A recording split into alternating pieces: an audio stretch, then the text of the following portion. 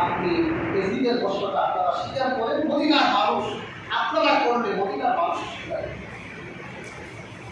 তখন আবু বকর বলেছিল তোমরা তিনটা আদর্শ মানো, রাসূলুল্লাহর আদর্শ, নতুবা আবু বকরের আদর্শ, নতুবা ওমরের আদর্শ।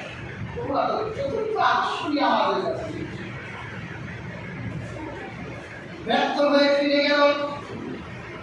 মুআবিয়া পাঠালেন মারওয়ানকে, যেটা আরেকটা পুত্র, আরেকটা সন্তান। মদিনায় এসে মদিনার সাহাবীদেরকে বুঝাতে লাগলেন, আমরা তো আবু বকরের নীতি গ্রহণ করেছি, কারণ আবু বকর জীবিত থাকাকালীন হযরত ওমরকে নির্বাচন করে দিয়েছিলেন। এই জন্য হযরত মুআবিয়া তার ছেলেকে নির্বাচন করছে, আমরা আবু বকরের নীতি মানছি। তখন আবু বকরের ছেলে বলছিল, হযরত আবু বকর ওমরকে নির্বাচিত করেছিল, কিন্তু ওমর আবু বকরের বংশের কেউ ছিল না। আর মুআবিয়া ইয়াজিদকে নির্বাচিত করছে, সে তার আত্মসন্তান। দেখো হওয়ার পর স্বয়ং মুআবিয়া নিজে এবার মদিনায় আসে। এই খবর পেয়ে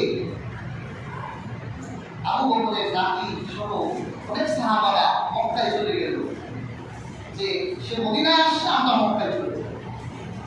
পিছে পিছে মক্কায় গিয়ে তাদেরকে ধরার করে বলল, সমস্যা নেই, আমার স্ত্রী ইয়াজিদ তো যোগ্য সন্তান, সে যোগ্যভাবে দেশ পরিচালনা করার যোগ্যতা রাখে। হযরত মুআবিয়া কি বলল, আপনি তো হাদিস বর্ণনা করেছেন একজন শাসক জীবিত থাকলে দ্বিতীয় জনের হাতে বায়াত নেওয়া যাবে না, আপনি জীবিত আছেন, আপনার ছেলে হাতে আমরা বায়াত দিব না। তখন মুআবিয়া নিজে ব্যর্থ হয়ে যখন রাজধানী সিরিয়ায় চলে গেলেন, তার সন্তানকে মৃত্যুর আগে ওসিয়ত করে গেলেন, বাবা আমি নিজে আল্লাহ খাতিরের মাটি সহ সমস্ত সাহাবীদেরকে সরান, কিন্তু কেউ বুঝল না। আমি যদি ইন্তেকাল করি তাহলে আমার ইন্তেকালের পর তুমি কখনো মানুষের সঙ্গে খারাপ আচরণ করবে না, আর মক্কা মদিনা যাদের ইজ্জত আছে, সম্মান আছে, কখনো তাদের ইজ্জত আর সম্মানকে নষ্ট করবা না। ঠান্ডা লাগছে। তখন মুআবিয়ার ইন্তেকালের পরে ইয়াজিদ ক্ষমতায় আসলো। আমার জীবনের শেষ ওসিয়ত ছিল মক্কা মদিনার সম্মানী মানুষের সাথে অসম্মানিত হওয়া। শুরু হলো তার অসম্মান। কে শুনে বাপের কথা? আমর নামের এক জালিম ব্যক্তিকে ওয়ালিদকে সরাইয়া সেখানে মদিনা গঠন করা হয়। এই পরিবেশ দেখে আল্লাহ রাসূলের নাতি ইমাম হুসাইন রাদিয়াল্লাহু তাআলা চিন্তা করলেন, এখন তো আর মদিনায় থাকা যায় না, বিরাট কি করবে, চাপ দিবে, এই চাপ একসময় তো বাধ্য হয়ে যেতে পারে। তিনি তার পরিবারের মানুষদেরকে বুঝাতে লাগলেন যে মক্কা থেকে আগে মদিনায় গিয়ে আমার নানা রওজা মুবারাকটা জিয়ারত করে আমি কুফা থেকে রওনা হব। আব্দুল্লাহ বিন ওমর শুনে তার চোখ বড় হয়ে গেল, আপনি কুফায় যাবেন মানে? যে কুফার মানুষরা আপনার বাবাকে হত্যা করলো, আপনি তাদের কাছে যাবেন? কিন্তু তার ভিতরে হাকিকত কি ছিল এটা তো আব্দুল্লাহ বিন ওমর জানতো না। এটা বোঝা যায় রাসূলুল্লাহ স্বপ্নে ইমাম হুসাইনকে ইশারা দিয়েছিলেন, আমার কলিজা টুকরা তুমি কুফা থেকে হিজরত করো, হয়তো আব্দুল্লাহ বিন ওমর দ্বারা হিজরত। আর ইমাম হুসাইন যে শহীদ হবেন, আল্লাহর হাবিব জীবিত থাকাকালীন বলে গিয়েছিলেন, আল্লাহ রাসূল সাল্লাল্লাহু আলাইহি ওয়াসাল্লাম একদিন হযরত আবু বকর এবং ওমরকে নিয়ে উহুদ পাহাড়ের উপর উঠেছেন। হঠাৎ করে উহুদ পাহাড়টা কম্পন শুরু হলো, ভূমিকম্প তৈরি হলো।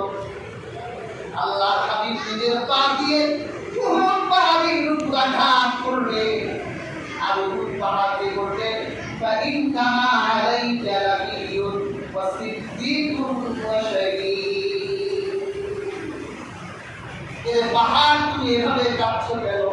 তোমার বুকের উপরে একজন নবী দাঁড়িয়ে আছে, একজন সিদ্দিক দাঁড়িয়ে আছেন, আরেকজন শহীদ দাঁড়িয়ে আছে। নবীকে রাসূলুল্লাহ, সিদ্দিক আবু বকর, শহীদ ওমর। কিন্তু তখনও তো ওমর শহীদ হয় নাই। আর ওমর যখন শুনল যে একজন শহীদ দাঁড়িয়ে আছে, ওমর বুঝে ফেললেন নবী হলেন রাসূল, সিদ্দিক হলেন আবু বকর, আর শহীদ হলা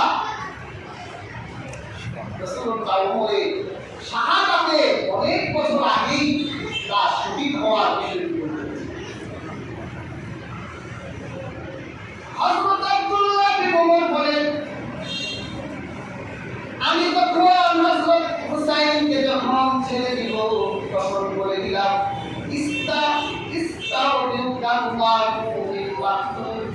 হে শহীদ, তোমাকে আমি আল্লাহর হাতে সমর্পণ করে দিলাম।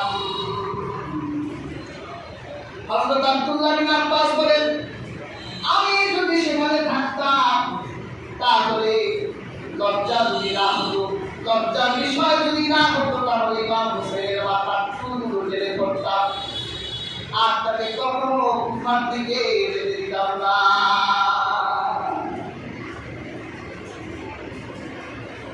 হযরত হুসাইন বলল, দেখো আমার কাছে কুফা থেকে 150 চিঠি পাঠানো হয়েছে।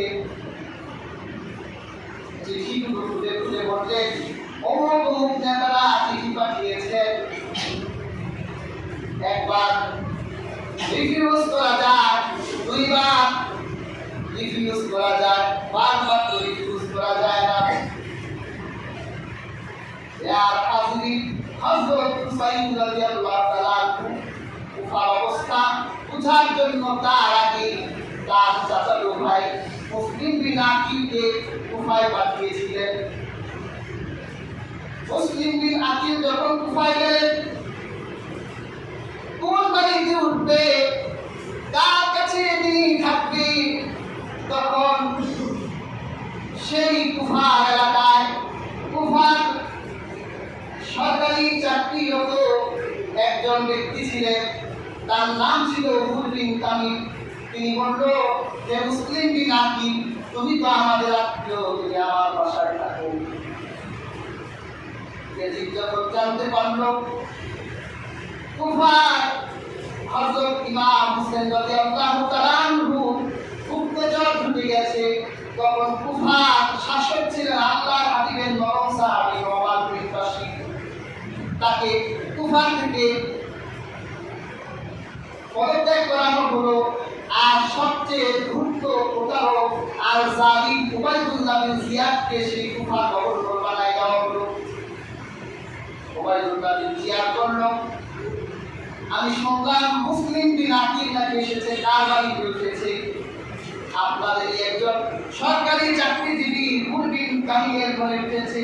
উনকে ডাকা হলো, তোমার ঘরে নাকি শুনলাম মুসলিম বিন আকিল উঠেছে, আবার শুনলাম 12,000 লোক নাকি তার হাতে বায়াত নিয়েছে, সে নাকি ইমাম হোসেনকে চিঠি দিয়েছে। কুফার খতিবের জবাব নিয়ে আসে, প্রথম অস্বীকার করল, এরপর উমরকে জেলবন্দি করা হলো।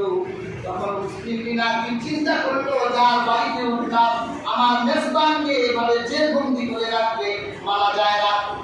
তিনি 12,000 লোক নিয়ে দারুল ইমানাত থেকে রওনা হলেন, যেখানে উবাইদুল্লাহ বিন জিয়াদ তার বাসভবনের দিকে রওনা হলেন। দেখেন এই কুফার মানুষগুলো কত বড় মুনাফিক ছিল।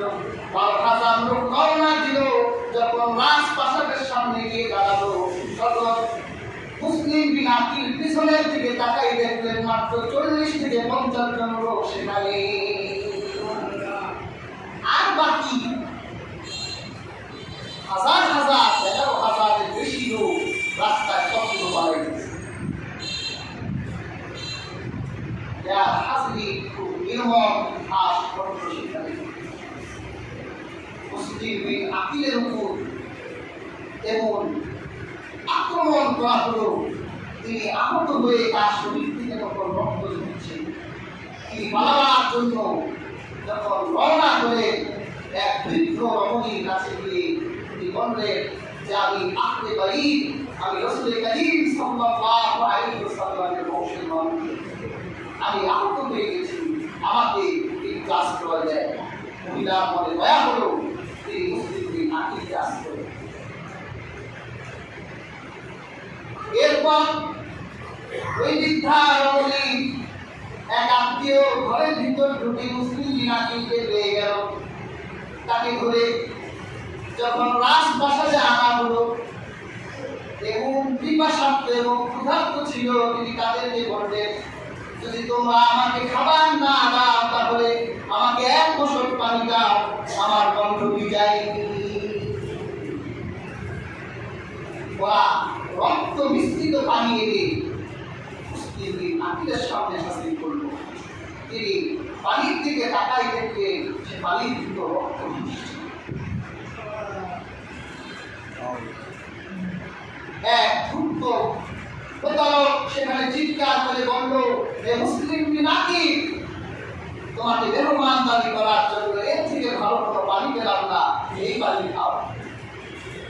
তখন মুসলিম নাকি বলেছিল, আজকে তোমরা যে মেহমান দাবি করে দিলে এটা স্মরণ রাখলাম, আসলে ময়দানেও তোমাদেরকেও আবার মেহমান দাবি করানো হবে। জাহান্নামীদের খোঁজ আর রক্ত সেদিন তোমাদেরকে দিতে হবে। আর হাজরিন, মুসলিমদের নাকিকে রাজপ্রাসাদের সারের উপর দিয়ে ধাক্কা মেরে তাদের ছাদ থেকে ফিরিয়ে দেওয়া হলো। তিনি সেখানে শহীদ হলেন।